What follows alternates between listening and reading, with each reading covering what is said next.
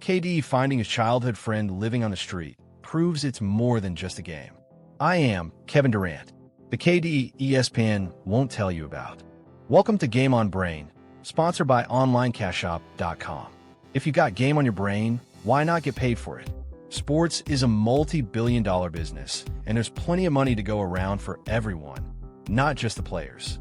Whether you're a fanatic, a fan, or simply an occasional viewer, corporations want to know what you think to keep their finger on the pulse of the marketplace.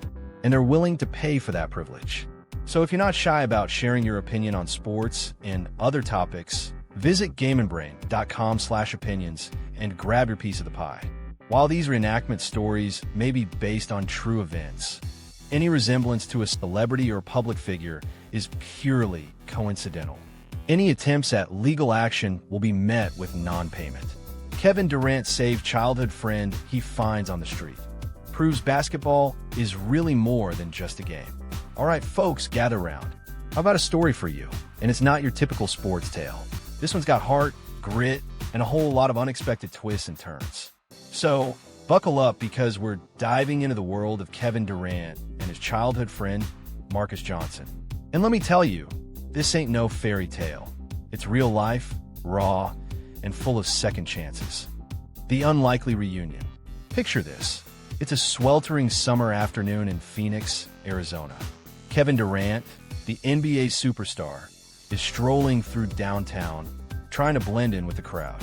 He's got his cap pulled down low, wearing a simple t-shirt and shorts, just another guy on the street. Or so he thinks. As he walks down a less busy side street, something catches his eye. There's a man sitting on the sidewalk, leaning against an abandoned building. His clothes are dirty and torn, and he's got a small pile of belongings next to him. But it's not the man's condition that stops Kevin in his tracks. It's something familiar about his face. Kevin slows down, his eyes fixed on the man. As he gets closer, recognition dawns on him. The man looks up, meeting Kevin's gaze, and for a moment, time stands still. "Marcus?" Kevin asks, his voice barely above a whisper. The man blinks, confused, before his eyes widen in recognition. "Kevin? Kevin Durant? Is that really you?" A friendship rekindled. Kevin kneels beside the man, completely ignoring the dirt on the sidewalk. "Marcus Johnson," he says, his voice filled with disbelief. "I can't believe it. What happened to you, Marcus?" Marcus Johnson had been Kevin's best friend during their childhood in Washington, D.C. They had grown up together, played basketball together, and dreamed about the future together. But life happened. Kevin went to college and then to the NBA, while Marcus was left behind, his life taking a different turn. As they sit on the sidewalk, Marcus tells Kevin his story. After high school, he tried college, but financial problems forced him to drop out. Temporary jobs followed, but nothing lasted. A failed relationship, problems with alcohol, and finally, the loss of his apartment led him to the streets. "I've been in this situation for 2 years now," Marcus concludes, his voice heavy with shame and resignation. Kevin listens, his heart heavy with each word. He thinks about all the times he wondered about Marcus over the years. All the times he considered reaching out, but never found the time. "Marcus, I'm sorry," Kevin finally says, his voice choked with emotion. "I should have kept in touch.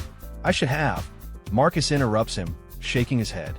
"No, Kevin, don't blame yourself. Our lives took different paths. You achieved your dreams. I made my own mistakes. A decision made." As Kevin looks at his friend, seeing beyond the dirt and torn clothes, he sees the boy he used to play basketball with until nightfall.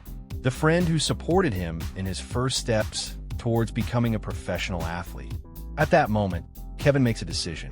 He won't leave his friend in that situation, no matter what it takes. "Marcus," Kevin says, his voice now firm with determination. "I know it's been a long time, and I know our lives have taken very different paths. But you're still my friend, and I want to help. Would you let me do that?" Marcus looks at Kevin, his eyes filling with tears. For a moment, he struggles internally, pride battling against need and hope. Finally, he nods. I would accept that help, Kevin. God knows I need it." The road to redemption. And so begins the journey of redemption and second chances. Kevin dives headfirst into the mission of helping Marcus rebuild his life. The first step is to provide a safe place for Marcus to stay. Kevin doesn't hesitate to rent a furnished apartment, ensuring his friend has a roof over his head and all basic necessities met. But Kevin knows that an apartment is just the beginning. Marcus needs much more than just a place to live. He needs to regain his dignity, his self-esteem, and his purpose in life. "Marcus," Kevin says one day as they have breakfast in the new apartment, "I want you to know that I'm here to help in any way I can. But I also want you to lead this process. What do you think you need to get back on track?" Marcus is silent for a moment, absently stirring his coffee. When he finally speaks, his voice is heavy with emotion. "Honestly, Kevin, I don't even know where to start. I've spent so long just trying to survive that I've forgotten what it's like to really live." Kevin nods understandingly. "I get it, man. How about we start with some small goals? Maybe seek professional help to deal with alcoholism, and then think about resuming studies or looking for a job." The mention of seeking help for alcoholism makes Marcus visibly flinch. It's a sensitive subject, a battle he had been fighting alone for years. But looking at his friend's face, seeing the genuine concern and support, Marcus feels a spark of hope he hadn't felt in a long time. "You're right," Marcus admits. "I need to face this head on. I can't keep running from my problems." Facing the demons. With Kevin's support, Marcus begins attending Alcoholics Anonymous meetings and starts therapy with a psychologist specializing in chemical dependency and trauma. The process isn't easy. There are days of intense struggle, moments of doubt, and even some relapses. But Kevin remains steadfast by his friend's side, offering unconditional support and reminding Marcus of his inner strength. Parallel to the treatment, Kevin works to reconnect Marcus with his passion for basketball. He invites his friend to watch Phoenix Suns games, not just as a spectator, but behind the scenes, meeting the team and reliving the love for the sport that had united them in childhood. A new purpose. It's during one of these visits that an idea emerges. Marcus is observing a training session when he comments on a play. "Hey, Kevin," he says, his eyes shining with an enthusiasm Kevin hadn't seen in years. "Did you notice how the rookie is positioning his feet on three-point shots? If he adjusted a bit, he could significantly improve his accuracy." Kevin looks at his friend, an idea forming in his mind. "Marcus, you've always had an incredible eye for the technical details of the game. Have you ever thought about working in basketball? Not as a player, but maybe as a coach or analyst?" The suggestion catches Marcus by surprise. "Me? Work in professional basketball? Kevin, I could barely hold down a job in recent years. Who would give me a chance?" Kevin smiles, putting a hand on his friend's shoulder. "I would, and I know many people who would too, especially if I vouch for you. What do you think about starting with something small? Maybe helping with youth basketball clinics or analyzing plays for the team?" A seed of hope. The idea plants a seed of hope in Marcus. For the first time in years, he begins to envision a future that not only excites him, but also makes him feel valued and capable. In the months that follow, Marcus works tirelessly. He continues his treatment, staying sober and facing his inner demons with courage. At the same time, he dives headfirst into the world of basketball, first as a volunteer in youth programs, then as an assistant in training clinics.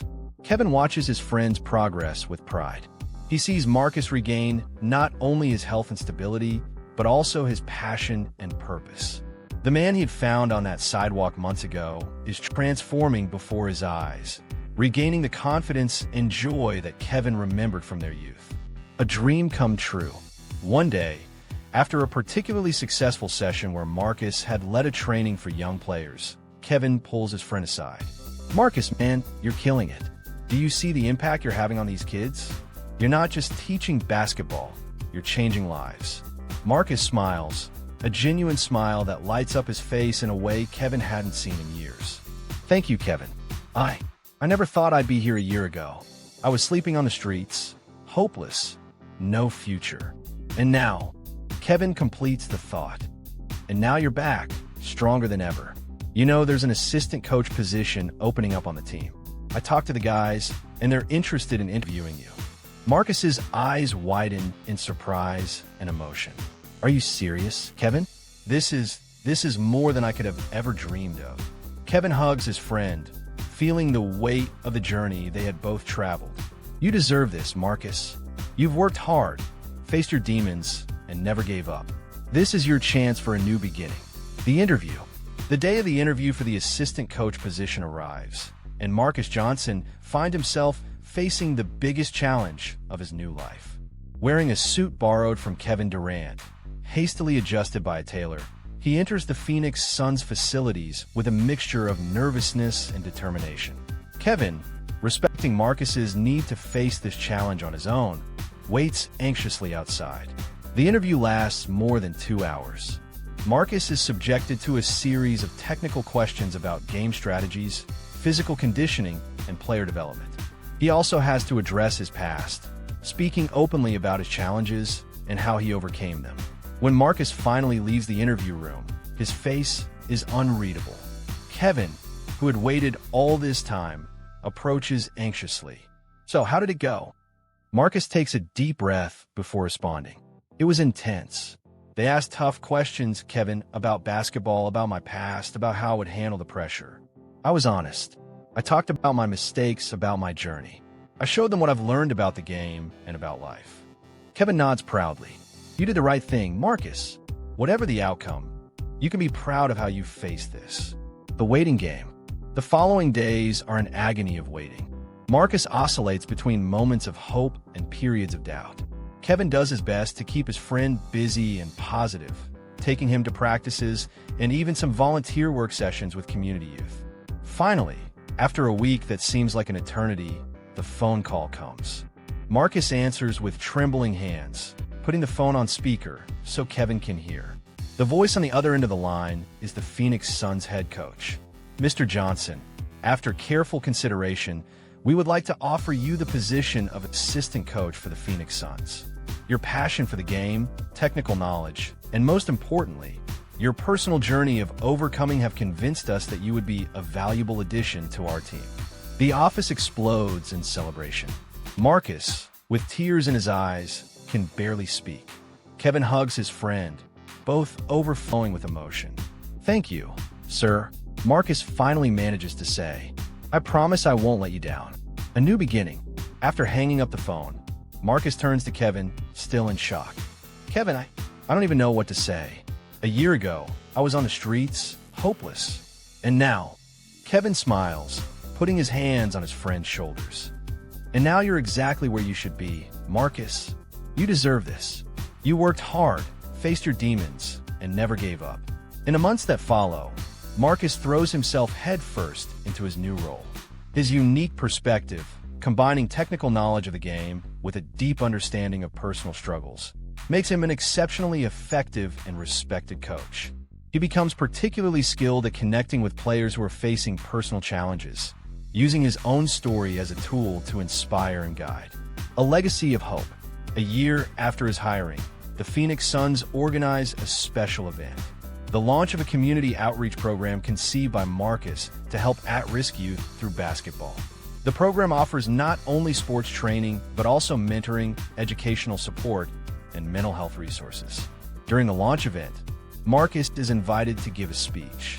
Standing at the podium, he looks out at the crowd, seeing familiar faces and strangers alike, all united by the transformative power of sports. 2 years ago, Marcus begins, his voice steady.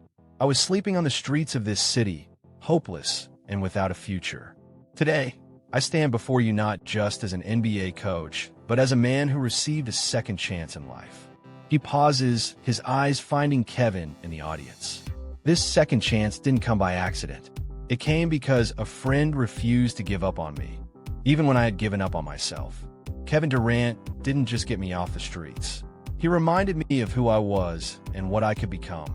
Marcus continues, his voice heavy with emotion.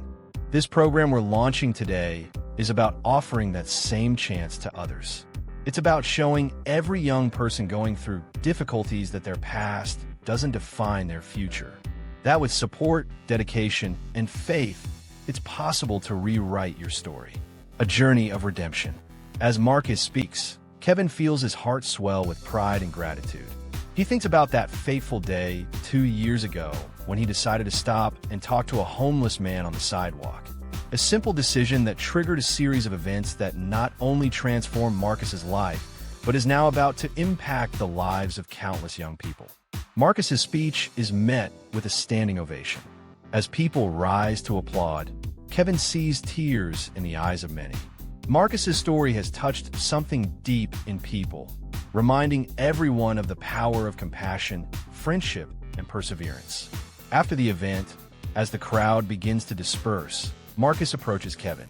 Without saying a word, the two friends embrace, a hug that speaks of gratitude, overcoming, and a bond that has withstood the test of time and adversity. "Thank you, Kevin," Marcus finally says, his voice choked with emotion. Kevin shakes his head, smiling. "No, Marcus, thank you for never giving up, for showing all of us the true meaning of courage and redemption." A symbol of hope. As the two friends leave the event together, Kevin reflects on the incredible journey they have traveled. What began as a casual encounter on the street has transformed into a story of hope and transformation that will continue to inspire for many years to come.